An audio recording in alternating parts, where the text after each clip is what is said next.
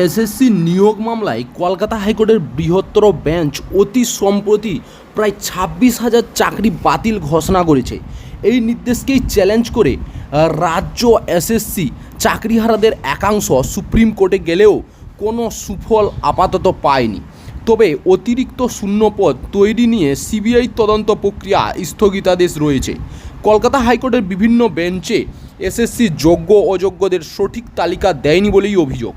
ঠিক এই রকম পরিস্থিতিতে শুক্রবার রীতিমতো চমক দিলেন এসএসসির চেয়ারম্যান।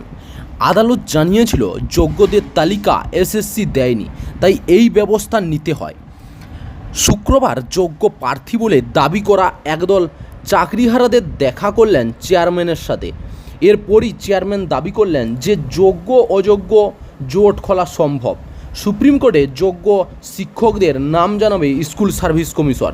এদিন বৈঠকের পর এসএসসি চেয়ারম্যানের সিদ্ধার্থ মজুমদার বলেন, আমরা হলফনামা জমা দিয়েছিলাম যারা অযোগ্য প্রার্থী তাদের নাম দিয়ে, যারা যোগ্য প্রার্থী তারা আজ এসেছিলেন আমার সঙ্গে দেখা করতে, যাদের সম্পর্কে কোনো অভিযোগ নেই।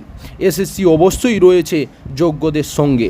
সুপ্রিম কোর্টকে আশ্বস্ত করে বলবো, এই তালিকা থেকে যোগ্য অযোগ্য বিভাজন করা সম্ভব। যাদের বিরুদ্ধে কোনো অভিযোগ নেই সেই পরিসংখ্যান সুপ্রিম কোর্টে দেব। আমরা কিন্তু যারা দোষী নয় তাদের পাশে আছি। সুপ্রিম কোর্টের নির্দেশ মোতাবেক আমরা যা করার করব। এই বার্তাটা আপনাদের মধ্যে আমরা পৌঁছে দিতে চাই। যাদের বিরুদ্ধে কোনো অভিযোগ নেই সেই পরিসংখ্যা আমরা সুপ্রিম কোর্টে দেব। কলকাতা হাইকোর্টের রায়ে মুহূর্তের মধ্যে প্রায় 26,000 শিক্ষক ও অশিক্ষক কর্মী চাকরিহারা হয়েছেন। গত 29 এপ্রিল সেই মামলার শুনানি ছিল দেশের সর্বোচ্চ আদালতে, কিন্তু সেখানেই এসএসসি চাকরিহারাদের কোনো সুরাহা হয়নি। হাইকোর্টের রায়কে চ্যালেঞ্জ করে সুপ্রিম কোর্টের দ্বারস্থ হয়েছিল এসএসসি, মধ্যশিক্ষা পর্ষদ এবং চাকরিহারাদের একাংশ। ওই দিনই মামলাটির শুনানি হয় প্রধান বিচারপতি ডিওয়াই চন্দ্রচূড়, বিচারপতি জেবি পর্দিওয়ালা এবং বিচারপতি মনোজ মিশ্রের বেঞ্চে। মামলা শুনলেই প্রধান বিচারপতি জানান, প্যানেলের বাইরে নিয়োগ করা হয়েছে, এটা তো সম্পূর্ণ জালিয়াতি।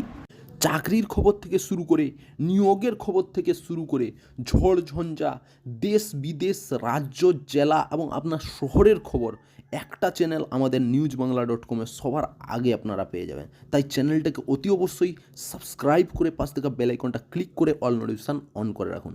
জয় হিন্দ, জয় ভারত।